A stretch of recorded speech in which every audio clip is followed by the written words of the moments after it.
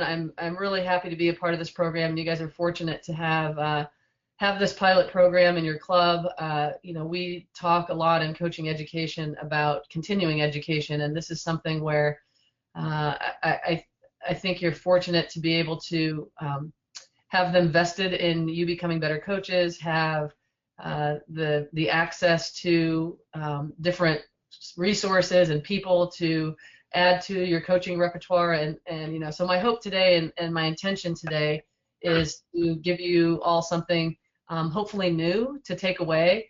As Lauren mentioned, I'm going to discuss an area that has become very, very important, I think, to all coaches, but one that we tend to neglect a little bit. I think we all like to get out on the field and coach our teams, and yes, coach individual players, but what are we doing not just on the field, but how are we incorporating things off the field that will lead the player to become better teammates, to become better performers, and to help them develop. And so as a coach, I've always felt that leading the players individually is a huge area for me.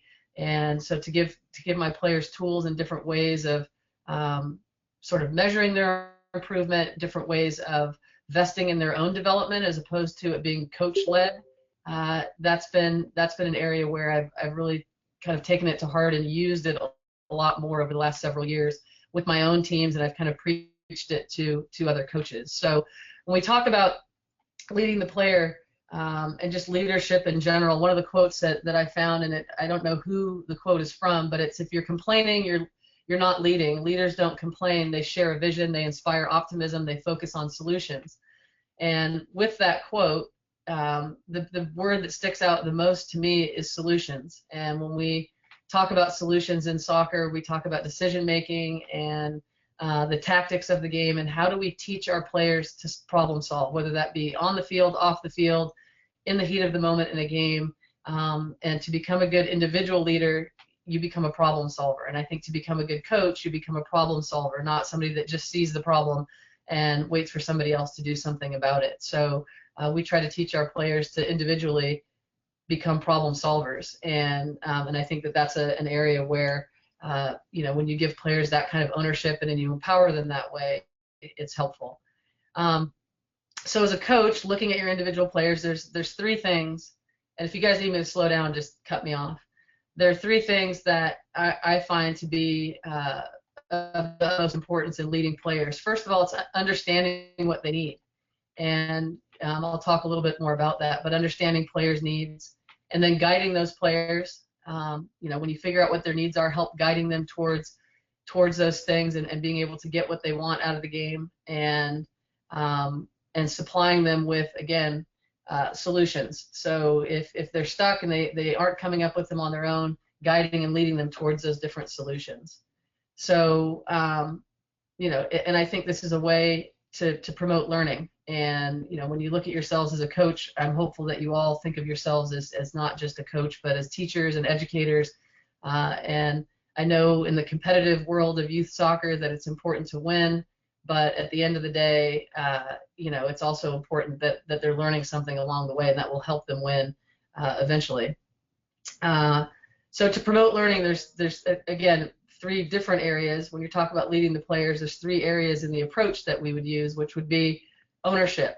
So how do you get players to have and take ownership? And that takes you having an investment in your players, so knowing them not just as athletes, but also knowing them as people. And then an awareness themselves. So how self-aware are your players? If you were to ask them, you have a certain thing in your mind as far as, okay, this is how I look at this player on the field, central midfielder, slow to make decisions, she's pretty technical but has a difficult time executing. If you were to ask that same player how they saw themselves, would it be similar to what your thoughts about them are? So awareness is the second thing. So ownership, awareness, and then becomes responsibility. And this is where in leading the players, you really want them, when they take ownership, when they become self-aware, is to take responsibility, which means they're actually doing something about their own development. So again, this is all kind of the empowerment process. So ownership, awareness, and responsibility. And there's a lot of different ways to do this. Let me ask the question, and you guys can just kind of chime in. So this is more interactive and me not just yapping at you. can one of you tell me maybe one thing that you do off the field or assign to your players that is kind of going down this path that makes them take ownership in their own development? Don't all talk at once.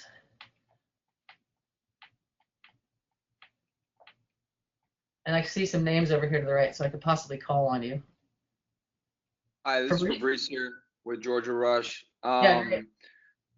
Yeah, I mean, one of the things I do is just, reality is we have 2 sessions a week. The third one is really a strength and conditioning. So we have to be creative with how they can get touches on the ball, even for our elite team. So, you know, I'll either send, you know, some technical, we set up like a 10 ball mastery thing that you can do. We could do an aerial ball progression, but just little juggling tests, you know, hey, you know, make sure you're doing this on your own, and then kind of testing them every month, you know, how they're doing on their juggling, those types of things. So that's one way from just a technical standpoint that I've given the responsibility to the players. That's great. And so, you know, one of the things that we talk about too is just measurability. So when you're setting goals for players, you know, sometimes it's tough depending on the area you're working on. If it's a technical area, a little bit easier to measure than a tactical area. A little bit easier to measure than the psychological area of the game. The physical area and the technical area tend to be the 2 areas where you can have, you know, hard, fast numbers and set a goal for yourself. So in a technical area, that's a great thing to do, is to give them that off-field assignment. And we're only 2 times a week together. You guys take this away, and here's the ball mastery that we need you to reach by this point. Now, are coaches, Fabrice, following up with those players individually? How do they report back, and how is that sort of are they compared to the rest of the team? Is there a standard for certain ages, or how do you set the metrics for that? That's a good question. I have just done it with my top select teams. I have not implemented that with the younger ages. For us, the academy blue is the highest level. So I've said it in parent meetings. Hey, if you really want your daughter to play on the blue level, she has to go train with the boys on the off days. So that's kind of one way. Now that there's no measurability really apart from just your attendance, but personally I've seen for our academy, which is our younger players, the girls who have trained with the boys on those off days, you know, their game is greatly improved. So with the other ones, it's just been with my respective teams. I have not implemented it, but I've created these little videos where now I haven't said, hey, you have to do these, but it's really just for them. Hey, if you really want to progress and get better, then you'll do this. If you don't, then you don't. So it's really, I haven't made it like, you know, top players have to reach this goal or that goal. So so I think, and now that you're talking about goals, one of the things that we have implemented with our team and you know, our SMART goals. So you know, many of you have probably heard about SMART goals, but SMART is the acronym for making something really specific for a player, making it measurable. And then the A, you know, it kind of varies from group to group who you talked about. The A for me is agreed upon. I don't want, you know, someone setting a goal for themselves and then me as a coach looking and saying that either that's an unrealistic goal, it's not, I don't agree with it, because I don't, as your coach, I see you every day and I don't think that's where you should be spending your time, or I think you've set your goal too low or too high. So you have to agree upon it with the player, which opens up, I think, needed dialogue, you know, individual dialogue between player and coach. So specific, measurable, agreed upon, and then realistic. It's something, you know, if you give them a time frame, hey, in this 6-week period, if it's a technical piece, you're going to go from here to here and be able to do this ball mastery, whatever the metric is and whatever the technique is that they're using.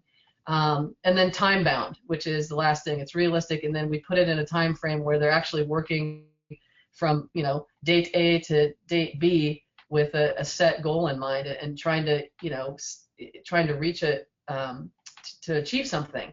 And I think when players have that, if they journal things and you can meet with them individually, that they really, one, they take ownership of it. It's when they're trying to do things, you know, on their own. And not only they take ownership, but they realize that you're invested in them as well when you're helping them with their goals and you're discussing them with them. So it's a great starting point for individual conversations. So I would say, you know, just on Fabrice's example, and you know, anyone else chime in because I'd like to hear maybe a couple more.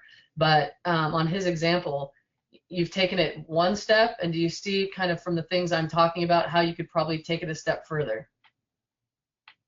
Yes, no, definitely. Put a benchmark, whether it's juggling or whether, and then yeah, give a time. Yeah. And that's, for me, it's been great to start certain things, but then the follow up, it's always the tricky part. Things you get bogged down with the day-to-day task of running, all of Yeah. that. So yes, I definitely can see how. Yeah, and I would say that something we talk about a lot in coaching education is exactly that. Is we expect our players to perform consistently. Like, I think we would all love to. Nobody needs to have, the great player or the poor player or this player that's just all over the map. If we all had consistent players and you knew what you were going to get from them, and they performed their role fairly well on a day-to-day basis, that we'd be pleased with them. And I think they want the same thing from a coaching standpoint. Players they're not dumb. They know if you start something and you're energetic about it, then it is easy to kind of. I do the same thing because I have 8 million things going at one time, and I start something with my team, and if I don't follow through, that says something about me as a leader. So that consistency of follow through and putting it on your calendar and saying these are the dates that we're going to start our goals, and we're going to come back and measure them on this date, and we're going to have an individual discussion about the action you took in between to get yourself there. Now, if they don't reach their goals, was it for lack of trying? Were they not consistent about the number of times per week that they went out with the ball? Were they kind of lying to themselves? And that's how you help kids with goals. It's like, hey, you can't expect this if you're not doing this. So then it gets into the process of action. And because I do think there could be a lot of talk, but then when they aren't actually doing, just like if you aren't doing as a coach, you're not going to see progress. So it's something that you can put to them, but then your follow through is really, really important. Is there anyone else that does something similar, or maybe not just technical work with the ball, something similar as far as goal setting with your group or teams that you're in charge of? Leslie, this is Steve Davis from Virginia Rush. Thanks for doing this. Yeah. What I do is I do an athlete performance wheel. Mm-hmm. I do a mental skills questionnaire, so I have myself and the player fill it out, or if I'm not actually coaching the player, I have the coach of the player fill it out, and then we do the comparables. And then what we tend to do is, instead of setting goals, we set objectives. As I've often found that objectives are easier to achieve because there are different outcomes. So we set the objectives first, and then we look at what the outcomes of each objective could be. What I found with that is it's allowed the player and the coach to have a more shared common goal. So instead of the coach's objective and the player's objective being the same, the objectives might be different, but with the outcomes, we can somehow find a middle ground for a goal. It's worked so far. And I do that for the players that are generally 15 years of age and above. For the younger kids, I've created a virtual learning environment where they can go on and look at videos of skills being done. The coach can assign each kid or each small group a skill or a task. They watch that video, they come back, perform that task in front of the group. They provide feedback to the group on what difficulties they faced and how they overcame those difficulties. And then the other groups will do the same with the tasks that they were given. Yeah, that's great. That doesn't have to be technical either. That can actually be something where they've solved, or they've seen a problem within their team and what the solution they find would be, and then they share that with the team. So it's good for open discussion as well. Yeah, and I think that anytime you can have kids, and again, I think we underestimate their ability to learn a lot of times, and so we spoon feed them too much. But anytime you have two-way dialogue about the game with players, there's just no question to me that it helps them become better. It helps educate them on the game itself. It makes them more vested in what they're doing. They're not just sitting around waiting for a coach to coach them and give them all the answers. And the minute that they've got a piece in it, I think that you will see their performance go up. When you talk about the objectives, Steve, give me an example of what one of those would look like. I'll give you a great one. A player recently came to me and said that she wanted to win a state championship. Yeah. And I said, the state championship isn't won by an individual, it's won by a team. Right. Now, when you say you want to win a state championship, put that in the middle of your piece of paper and write state championship. And now I want you to branch off from that, everything that it entails to get there. And when she started doing that and she saw that, well, I need my team and then we need to win this X amount of games. And she started to realize that, well, maybe that was something that was achievable, but unachievable if that was going to be the specific objective. So there were other things that she needed to do prior to that that would bring her team into it. And then I asked her to sit with her team, find out what her teammates wanted, how they felt that they could get there, and then how together they could achieve that goal. So the objectives for each player were slightly different, but the goal itself remained the same, that they all wanted to win that state championship. That's great. So as far as, you know, again, goals, objectives, and individual investment in each player, how many of you, how do you deliver your feedback? What are the different formats of feedback that individual players get? So let's hear from somebody who hasn't spoken yet. Jen, are you there? Who else do we have? Alejandra? Hi, it's Alejandra in California. Sorry, I'm a little sick today. Oh, that's okay. But what we end up doing is just an evaluation, though I guess the only problem is that we do it only twice a year, and this just goes over the technical, tactical, psychological, and just a quick summary. So at the very least, they're getting that feedback, although I recognize it's not done often enough, or maybe it's okay. I don't know. Yeah, is it like what time of year is it done? Which 2 times? At the end of our regular season, so like in November, December, and then in the springtime before we start our tournaments.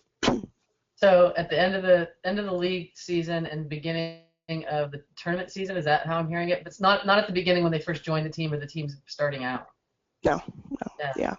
And these are evaluations of the 4 areas. Yeah. So, you know, I don't think there's probably a coach that would say that that's enough. I mean, you've already recognized that. And I know a lot of youth coaches, well, college coaches as well, that kind of do it that way. What are some of the problems that you or anyone else in the group, what are some of the problems with that? Well, everyone likes immediate feedback. So when it's not through the evaluation, I do give them immediate feedback, whether it's they're doing something great at practice or something that they do need to improve on, even taking the time to talk to their parents. That way they can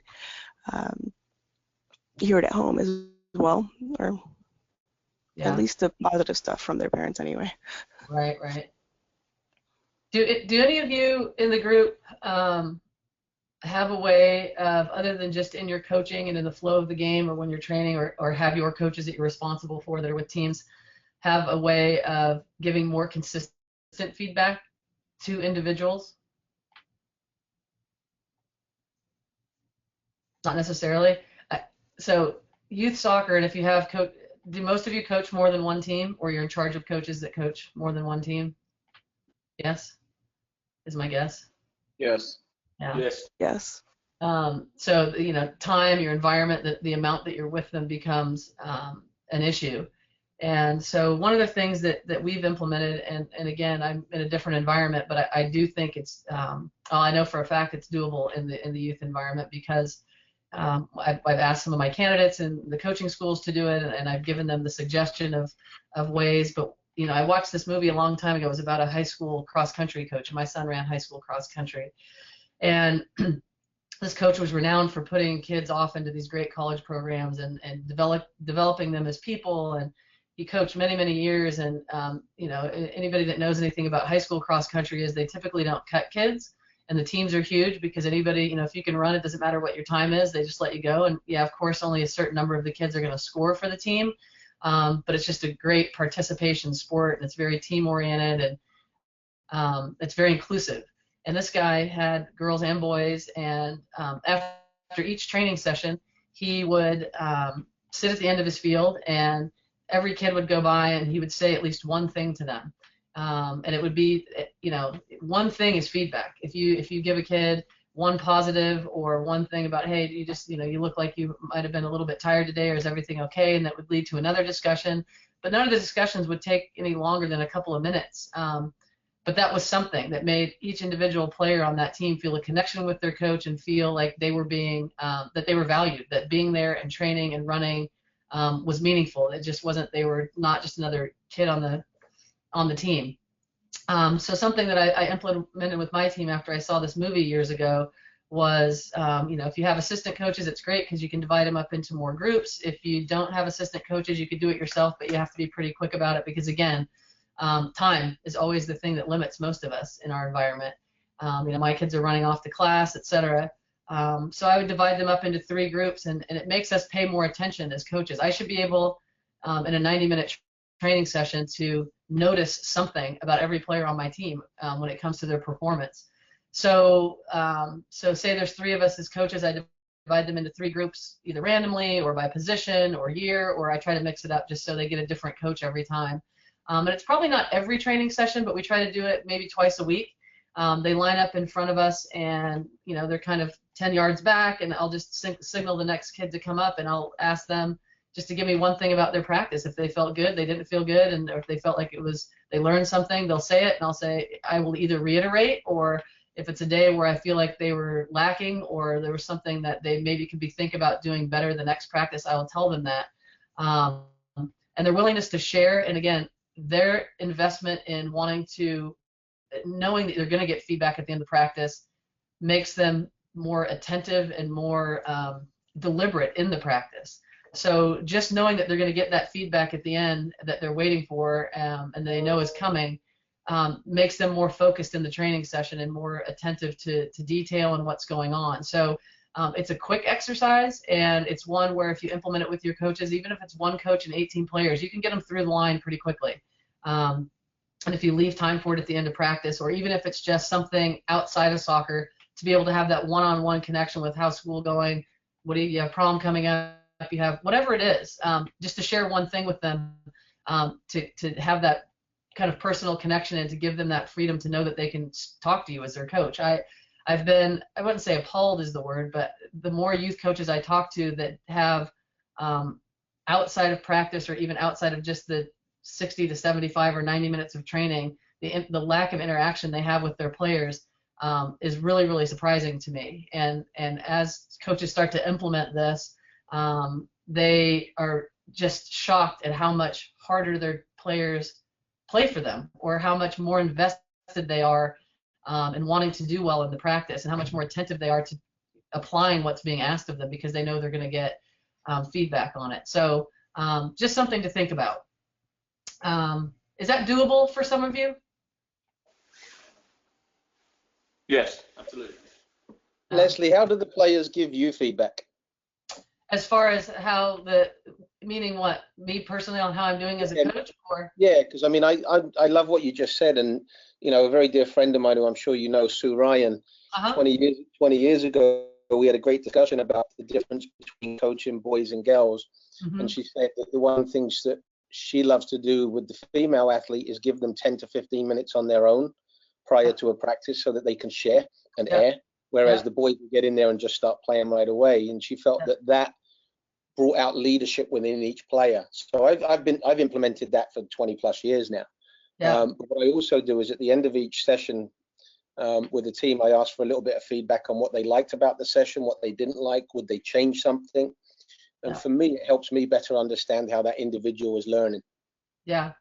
There's, the phrase check for understanding, and, even during your training sessions it's a little bit how I evaluate myself. If I always put it on me, and I tell coaches too, is if they're not getting something, it's our natural reaction to be frustrated with the player. But if they're not getting something, there might be something, in the coaching that's not going right. So how do you check for understanding with your players? Are you questioning them? Are you asking for answers back and seeing that they really get a grasp on the why and the where and what they're doing in the session?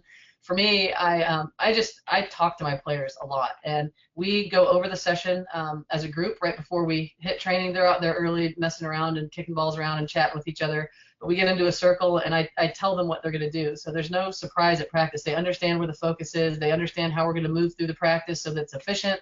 And at the end, we get back together, and we will sort of, by raise of hands, we will ask them individually what they, what they got out of the practice. And, and I try to cold call a couple of kids that won't normally be the ones that speak up, so it's not always the same players. And then we will come back as a staff, and we'll sit down, and I will have my assistant coaches also not just rate me, we'll rate the practice. Do we think they got better? If they didn't get better, why? What do we need to do differently next time? And then we'll ask individuals. But, again, it goes to that time thing and trying to figure out in any given training session what's most important. But we will ask for feedback that way, kind of in the recap, and then we'll sort of assess if they learned something or they're getting out of it what we want them to get out of it. And if they're not, we'll go back and reevaluate how we thought we did. Is that an answer to your question? Yeah, I think it's brilliant. Thank you. Yeah, and we also, when we have our individual meetings, and we do those pretty often, we meet with them individually. We're in 10-week quarters as opposed to 15-week semesters. In a 10-week quarter, we probably have 3 to 4 individual meetings with them, whether it's around video, just a catch-up meeting, an academic meeting, a performance meeting after a game, and team meetings we have fairly often, 2 to 3 times a week, team building, video, pregame stuff, whatever. I mean, we are with them a lot, and I just think the more kind of discussions around things off the soccer field that have to do with soccer and some don't have to do with soccer that you can have with a team, the better off the team's going to be. But the giving them something after every practice. I mean, how many practices have you all been in as players where you walk away days on end without getting feedback from your coach? I mean, I see it all the time. There's kids, and I have a son and my godsons that play different sports, and they can go a whole season without the coach individually telling them one thing about how they've done.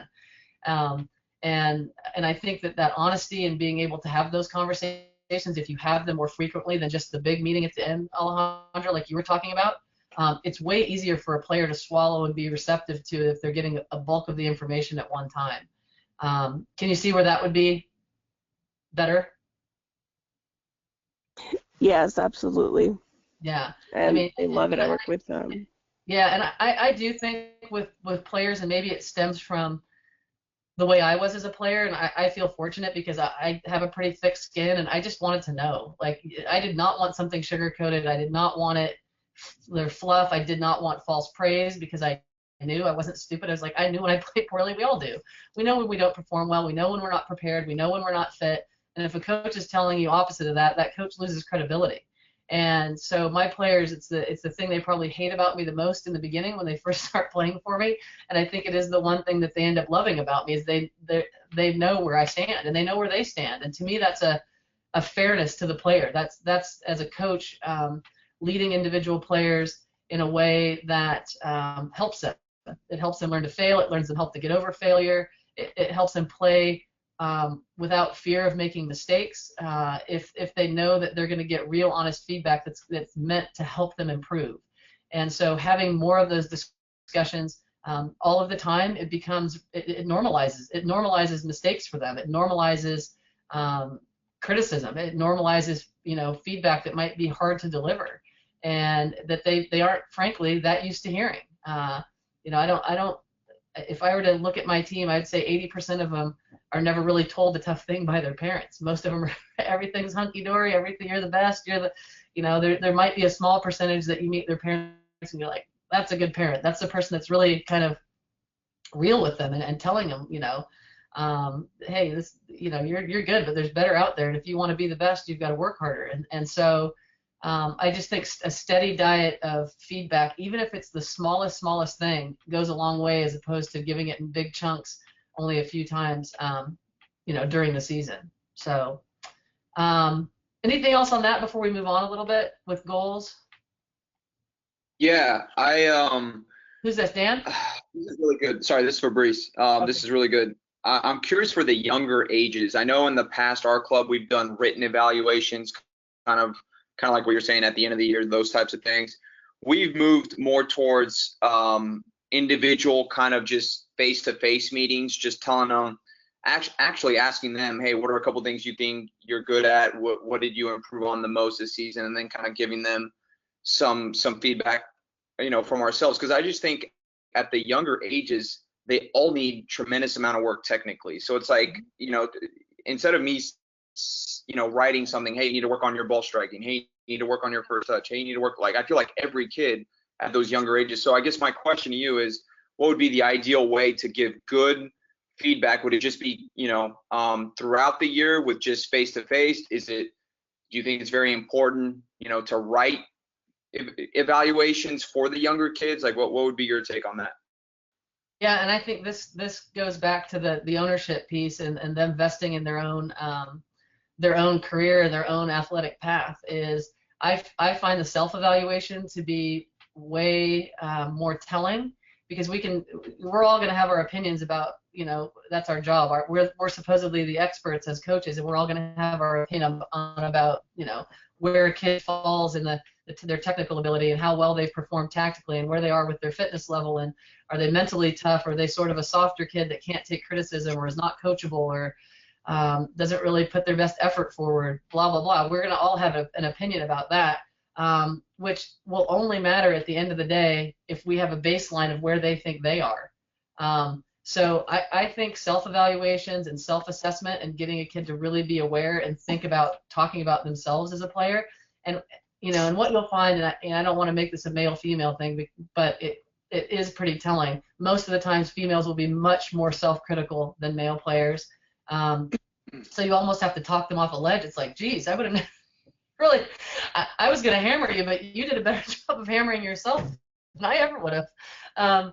But I think seeing where they are on their own, so whatever format you have it in, is having them write a self-evaluation and hand it in to you to look over before you meet with them, so that you have a baseline of where they're coming from mentally and where they've assessed themselves, and then with your own opinion thrown in there, then you come to that common ground of like, hey, you've done a really good job. Or if there's kids that are going to over-evaluate themselves because they don't want to admit that they aren't good, or they have a hard time owning up to maybe falling short, and so you have a baseline of what they're feeling, and that's way more important than what you think about that, because no matter how many times you tell them X, Y, and Z, they're going to already have their own opinion in their heads of where they stand. So to be able to feel where they're coming from, I think makes for a much better two-way discussion when you meet with them. So I would have them do a written self-evaluation, hand it in to you, you read it, set up a meeting later where you can jot down your thoughts on how they've evaluated, and then you just have a two-way discussion about it, and you'll find that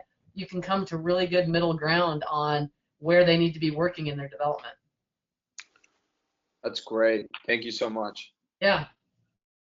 Hey, Leslie, this is Dan. Sorry, I just got a quick question for you, because I think you touched on it there with the kind of self-confidence and being careful not to criticize too much, especially at the younger age groups. Mm-hmm. So I was just wondering, how would you recommend dealing with that? For example, if we set an objective or a goal and they don't quite reach it, mm-hmm. How would you recommend dealing with that situation? Yeah, I think, when kids are setting objectives and goals, and it happens that you don't reach it, I think you go back and you reassess, and you have to, I think you start with the premise that, one of the terms I use a lot is failure is food, and it feeds you. If the people that don't ever fail are not the people you see at the top of the world, the ones that are succeeding in business or in sports or whatever. If those aren't the people you see. Every great success story in sports or in business or in education or in life is somebody who's really fallen on their face multiple times, me included. So food is failure is a great cliche in my opinion, because that gets them, again, it normalizes making mistakes. And when you talk about setting goals or trying to reach an objective, they have to know right off the bat, you can do everything you can possibly do in your control, and it's going to increase your chances of reaching that objective, but you may still fall short. And if you fall short, it's not the end of the world. You go back and you look again and say, how do I learn from this? Is there something I could have done differently? Was it unrealistic? Is it just, kind of where I am in my development? But this is good enough for now, and maybe I reach this point later. But I really honestly believe getting kids to normalize failing and making mistakes is a huge thing when it comes to confidence building, because now it's just they can pick themselves back up. They're more resilient. They can fail and make mistakes and get back on the horse and be forward thinking instead of dwellers. And it's been really difficult for me in my coaching career. And this honestly it's not arrogance. I grew up with 3 brothers, and my life was about survival, and I had to pretend for a long time, like, all right, I better be good at this, or I'm going to get stomped on or left behind or whatever. So, I'm a person who inherently has confidence, because whether I have it or not, I mean, it's a waste of time not to. If you can't believe you can do something, then well, then you shouldn't be doing it. So, so for me to look at kids that lack in confidence, it's almost heartbreaking. Like, why? You have all these things going for you. Why don't you think you can? And, there's a lot of people out there like that. So as their coach, one of the things I try to give them is this, how normal it is to fail at little things all the time. And that the process is, okay, you failed. Now, why? And how do you work to get better at that? And, what have you learned from it? Just take something from it and move on. Were you not prepared enough? Did you not put the time in? Did you not understand the task and what you were supposed to be doing? Is that why it didn't go well? Like, just questioning all those things and having that kind of dialogue with them. And then I think as a coach, one of the things in sports that we have to be consistent with is, if we tell them it's okay to make a mistake, then it really has to be okay to make a mistake. Totally. So I think a lot of us say that, and then our words and our actions on the sidelines or in games or in practice don't match that, and then that falls on us, and that's poor coaching in my opinion. So I think that confidence building thing comes from really normalizing mistakes, using failure as food to feed you, to drive you further and make you a person that really wants to achieve. And we have this thing called the Resilience Lab here at the University of Washington, and it's a whole group of people that spend a lot of time in this area in psychology about resiliency. And they've had me up there on a panel twice, and they do different professors on campus and just people from different walks of life in and around Seattle, and they come and lecture. And the task they gave me when I went to be on the panel was, they had my resume. Lauren gave me a nicer than she should have introduction, and there's things on there that I'm very proud of, that are accolades that are bullet points on my bio when you look it up on Go Huskies. And I've coached for 30-something years. It's what I've done for a living for more than half my life. And there's just a lot of achievements and things that I'm really, really proud of, that I feel like I've worked very hard at, and I'm humbled to have earned. But the thing they had me do for this panel was to write a failure resume, and it was twice as long as my bio, and it's not what you're going to read on GoHuskies.com or on the U.S. Soccer website next to my name. And so they do this like literally 15-minute to 20-minute embarrassing introduction, like you're blushing, you're like, okay, enough, that's silly. They're saying all these nice things about me. And then as a coach, I had to stand up and I had to do my failure resume, which, there's a lot of things on there that aren't easy to say out loud. But thinking back on that, it was something I was never really forced to think about, and it made me really, later in my career, think about all the things and all the obstacles and hurdles. And so it's worth doing with your players. Where are some of the areas where you think you failed? Okay, let's write those down and talk about those. And what did you learn from those things? And if you didn't learn anything from them, then you're missing out. And can you still learn from them? So when this didn't go well, what was the next step? Did you just forget about it, quit? Did you give up? Or did you bounce back and say, I could have done it, I didn't do it, now let's see if I can try it again, type of thing. So, the resiliency in players, and that if they're resilient, they will be confident because they know that they've hit something really, really hard and they've overcome it. And that's where you build your confidence, if they can see that success on the other side of it. And that's your job as a coach, to, in each individual player, can you find a way to get them over that hump? And we can all tell, we go out to a field, we run a few training sessions, you can right away feel the players that aren't confident. You know who they are, the way they act, the way they carry themselves, the way they show their mistakes, the way they can't get past things. So, those are the players that you probably have to work with a little bit more. And then there's the ones that over-evaluate and are maybe a little overconfident for their ability. You don't obviously want to cut them down, but you do want to monitor their improvement, because at some point in time they are going to hit something tough, and how are they going to handle it when they're not the best one? So I just really think this idea of, embracing messing up, embracing failure, and as a coach, making sure that you have that consistency and message, that you really do make it okay to fall down. Yeah, totally. That's fantastic. Thank you very much. That was I love the idea of normalizing failure, like it's just part of the process, like it's got to be done and you have to do it. I like that a lot. Thank you. Yeah, you're welcome. Another thing, one of the things about leadership, a quote that I read was about effective leadership today is much more about long-term approaches and process. And I agree with that 100%. I do think we live in a kind of a quick fix, sort of, want immediate gratification. Society and kids definitely through technology, we're all sort of geared that way. We want people to answer us right now. We want success right now. We want, we don't have the patience to wait for it. And when you talk about, and you guys are probably going to have one, some kind of, well, if you haven't yet, now I'm put the pressure on Matt and Lauren. You'll probably have some kind of discussion about periodization and how you map out your season from a physical standpoint, from a technical standpoint, and a tactical, what that looks like. I think there's psychological periodization and leadership periodization. I can't expect a freshman. There's going to be freshmen that come in on my team that have kind of naturally more leadership qualities, and they act like leaders. They're confident. People follow them. They do the right things.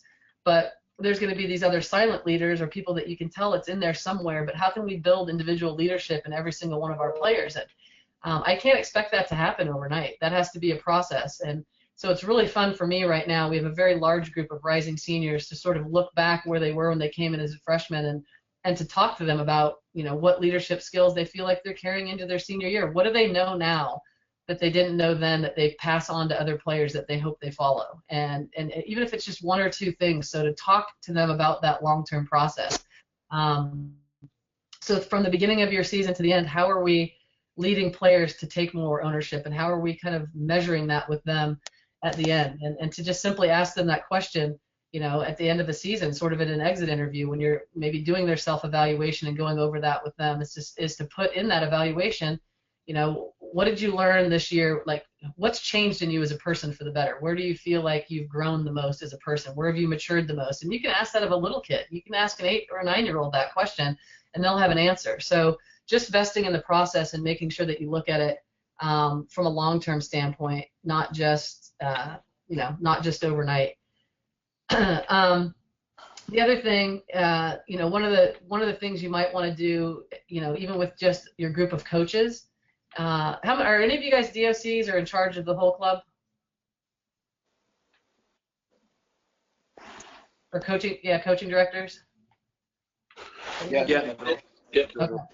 Yeah, so one of the things I've done with groups of coaches is just the player interview, but as a sort of a role-playing activity. So if you had a retreat or a staff meeting with coaches, and it's something that can be done pretty quickly, but you can break them into groups or in pairs, and you basically take time to develop a set of questions. And these questions cannot be soccer related. They can have to do with everything but the game.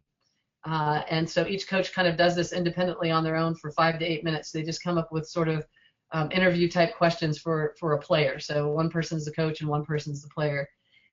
And then they spend time interviewing the player for 8 to 10 minutes, and then they record sort of what they've learned.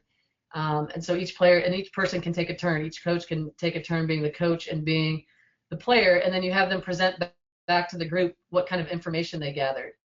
And so when that's all said and done, what it'll come up with is sort of a picture of what talking about things away from sport can teach you about that person individually that will help you be a better coach to them. So getting coaches to go through this exercise where they're vesting in the person, as a person more than a player. They're learning things about them that maybe will help them start more dialogue with them and basically develop trust and a relationship that will help them be more receptive to you as a coach, and obviously help you talk to them differently and communicate with them in a way that incites better learning for that player, because we know each individual is very different. We talk about being visual learners and auditory learners. That's one thing, but just on communication style, there's a lot of kids that really honestly can't handle being given instruction in front of other people, and when you learn that about them, you're much better off walking up to them and just saying it in their ear, hey, next time, if you've got this one-on-one, you're better off just taking the player on as opposed to passing it and deferring to someone else. Be confident and going after him. I want to see you do it. I think you're capable, as opposed to having that told in front of the group.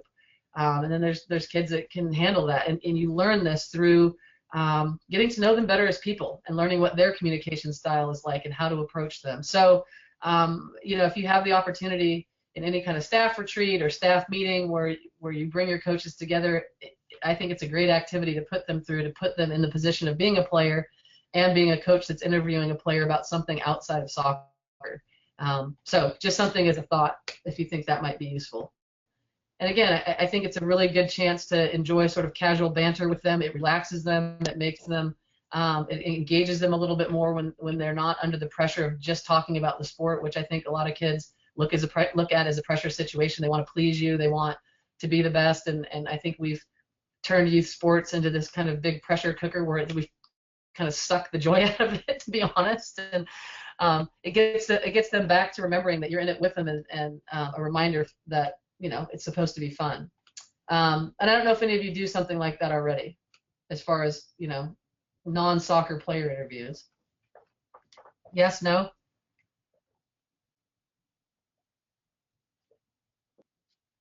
No, I haven't done that. Yeah. I mean, it's an activity worth trying, I think, at least once.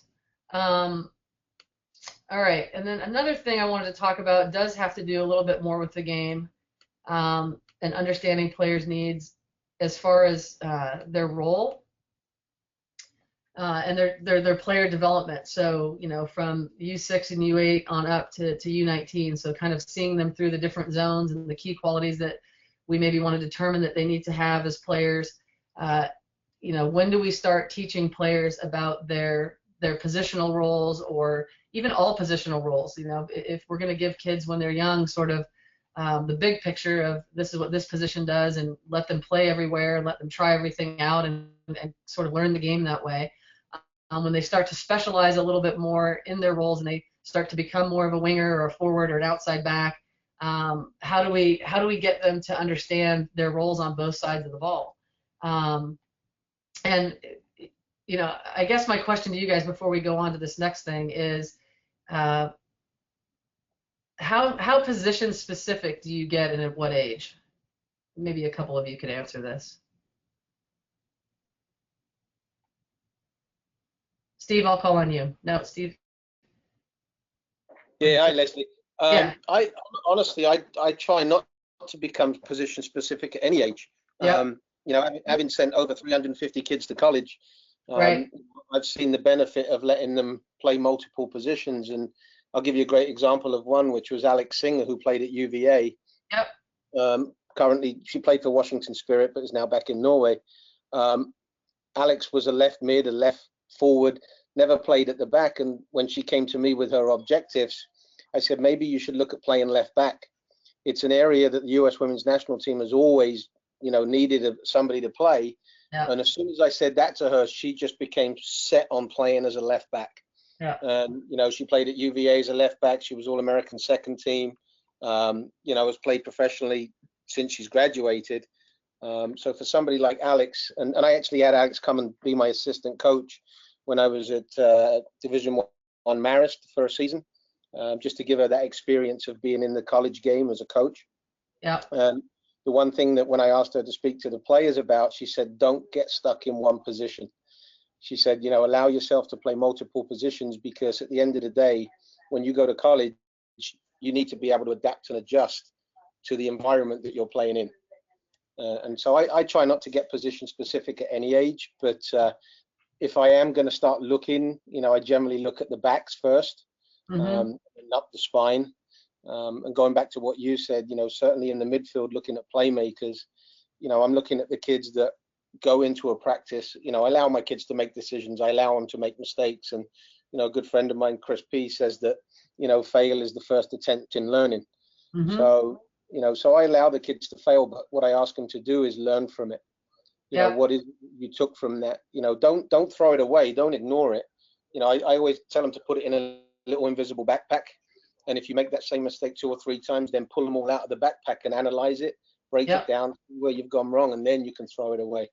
But I think in terms of being specific, I go with the backs, then I go with the kids in the midfield. But again, I always try to put them out of their comfort zone, because I don't believe progress takes place inside there. Yeah, and I believe in that approach as well. And we in recruiting, I think there's I think there's a lot of college coaches out there that like to tell kids what they want to hear so they can land them at their school. But then they get there and they're unhappy because they end up playing somewhere differently than they were recruited for. I tell every kid on my team, it's like, within a 4-year period, you can play multiple positions, because in that year, either someone gets hurt, and the players that are able to adapt and know both sides of the ball in that role are the ones that are going to swim before sink probably. So I do agree with that approach.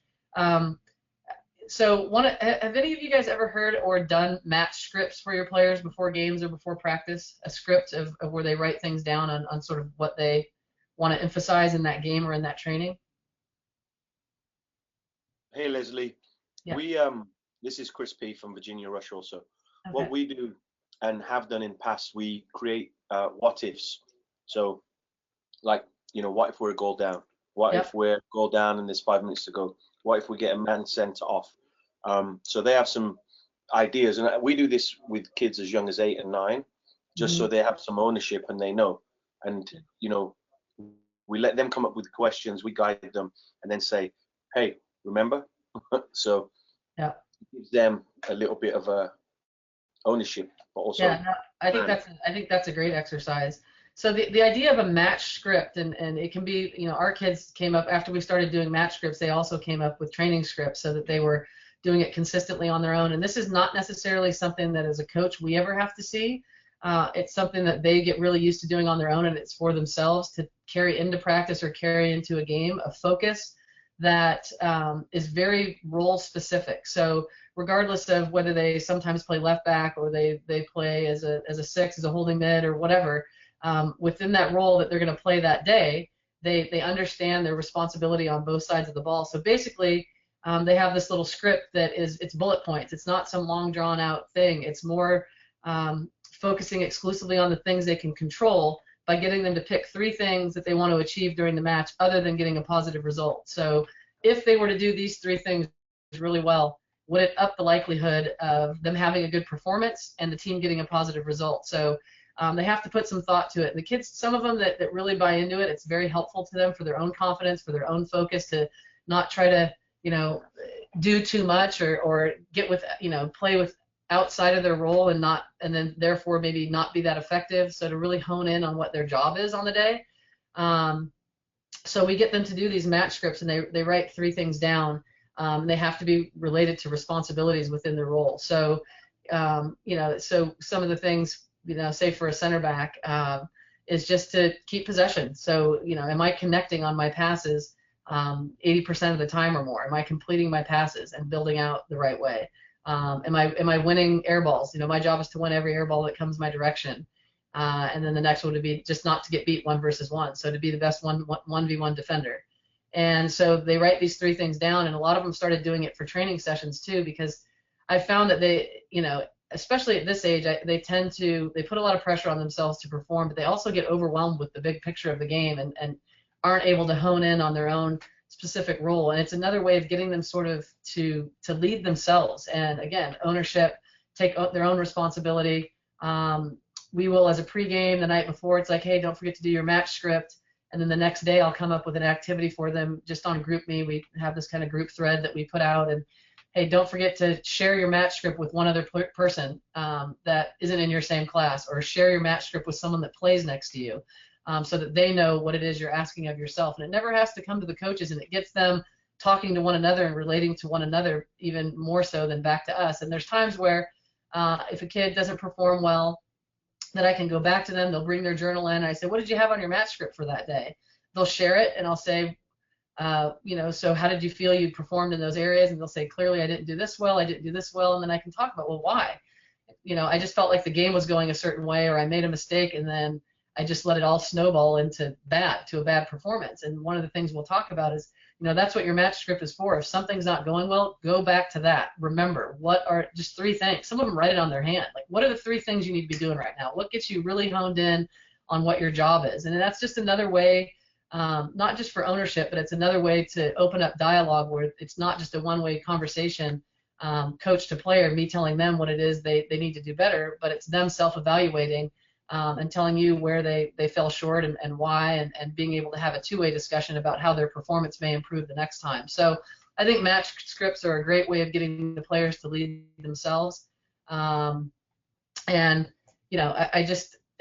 think that, it gives them an action item for their own development. and it's interesting to see how the players kind of go with those. And again, they're on my team. They were the ones that came up with the idea. Can we start doing training scripts? I'm like, well, you can do whatever you want, and I think it's a great idea. And the ones that want to do it do. And it's not something we check. If they don't do it, there's players that'll get on other players and say, you know what? If you feel like you're struggling at practice, just before you go out in the locker room, just tell me 2 things that you're going to think about today, and I'll help you with it. So it gives kind of that teammate ownership as well, and it makes it more of a player's game than a coach-run activity. So just another thought. I know we're coming up on an hour, and I've babbled at you guys long enough, and I appreciate you being interactive, but I do want to leave a little bit of time to see if you guys have questions, specific questions for me that you think I can maybe help with.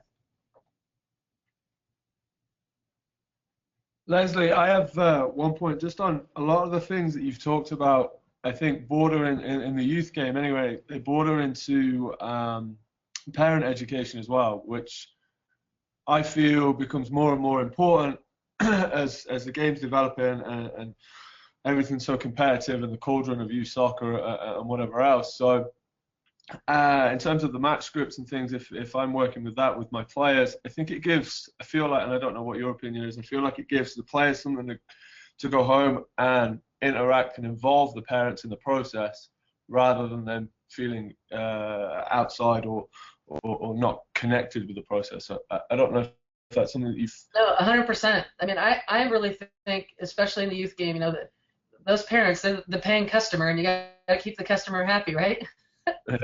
Within reason. Yeah. But I do think, and this is just 100% my opinion because I've run into youth coaches who feel the exact opposite.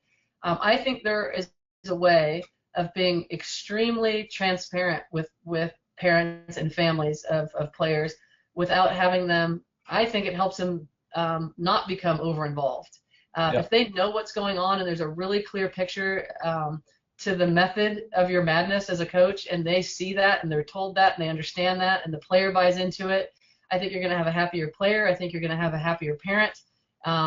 Yeah, and I do think that as long as they're in the know and it's not some big secret or mystery and they're kind of kept on the outside, the better off you'll be. So if they know that for their money that their coach is taking a vested interest in their development by doing these types of activities with them, by meeting with them, by giving them feedback constantly, you know, making notes of things and having this two-way dialogue, and this player can share with their parents every single thing that they're doing with their involvement on the team, I just don't see where that has the potential of going as wrong as where it's all just a big mystery and they're kept on the outside. I do think parent education is huge, and making sure that they understand that you know that you have the player's best interest in mind, and that what you're trying to teach them is failure is fine, and we're going to try to play this way, and we may lose in the beginning, but I think for their long-term development, you're going to start to see results, and our gauge is to improve as we go along in these areas. I just have found that the more they know that that's what your plan is and that you do have a plan, the better off parents are going to be. The things that I see go sideways the most are when coaches are not prepared, they don't have a plan, they're secretive about it, they because of their own kind of lack of preparedness, and then they get defensive when the parents ask questions of them because they don't really have a great answer to it. And to be honest, and fair to parents, again, paying customer, they have a right to complain, because then for their money, they're not really buying into something that's being delivered.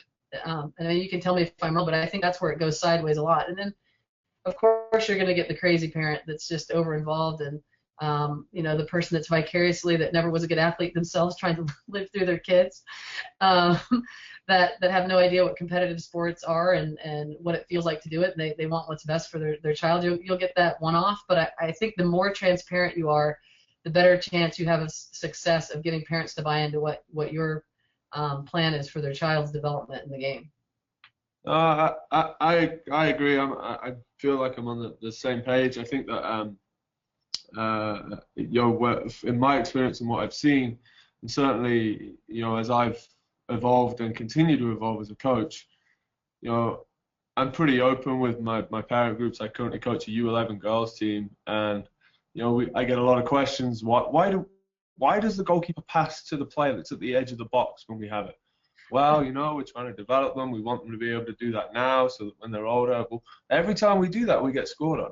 Well, this is why, and trying to help parents to understand that the results at this point aren't the focus of what we're doing, and things. We're trying to make the players comfortable. And the questions about players playing in different positions and things. I did have a question about that. One of the things that I see at all ages, and this is again just my opinion, is that certain players have different tendencies. You'll put a player as a forward and they start to just drift all the way back, and you kind of work with that player over a period of time. At what point, at what age do you think, and I'll use the word fighting against that tendency or that personality, becomes less important and more important to build off of what they do? So if they drift under the game and playing them underneath the game, as opposed to asking them playing facing the wrong way, with the back to goal. At what age do you think that becomes more important?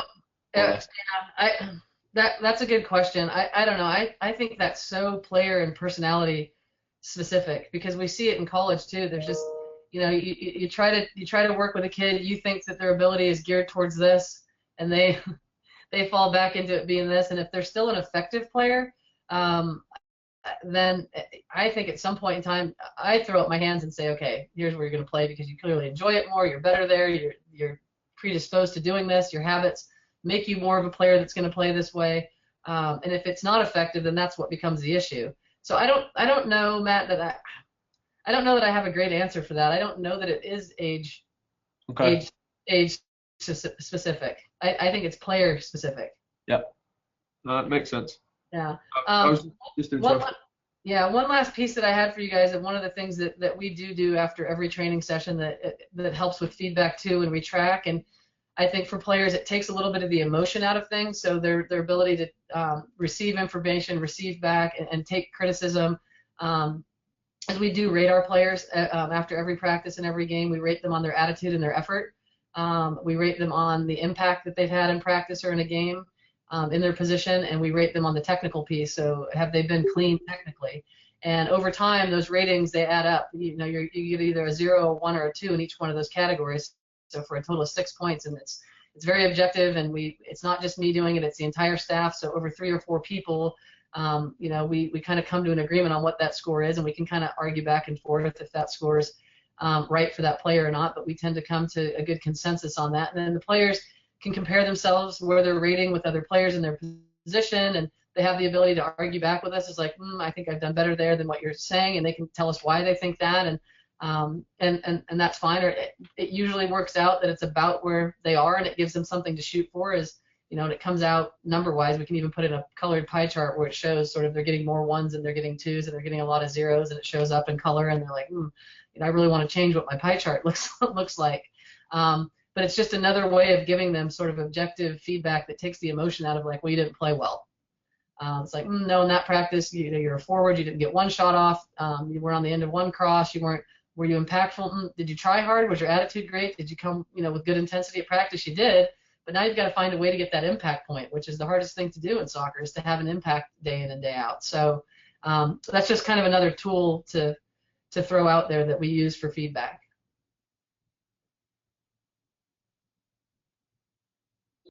Leslie, I know you're busy and you got to go, but real quick, just in going back to what Matt had said, one of the things I try to do is incorporate the parents once or twice a month.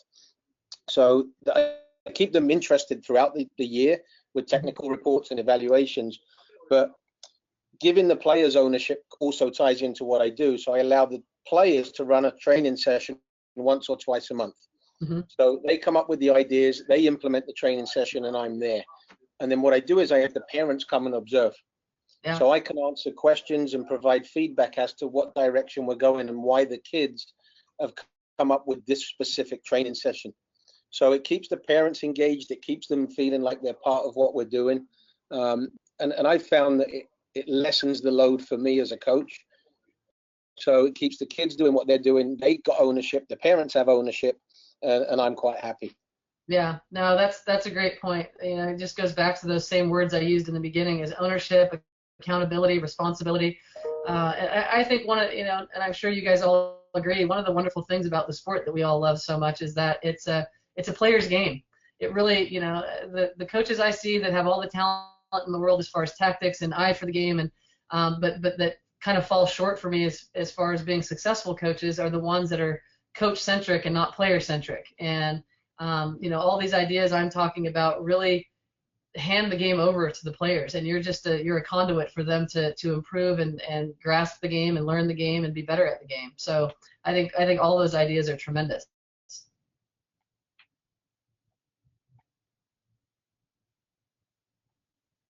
Does anyone else have any questions? I really appreciate your time, you guys. This has been a lot of fun, and again, I think the Rush Club is doing a great job. I think the pilot of this and the idea of mentorship is tremendous. We all need mentors, and we all need to be able to have multiple people that we can reach out to and share ideas. And anytime I come in contact with anyone, whether it's in real life or virtually, I automatically think of you guys as resources for me, and I would hope that you would think of me as a resource for you in the future. If you want to reach out, I'm easy to find. Well, thanks so much for taking the time today, Leslie.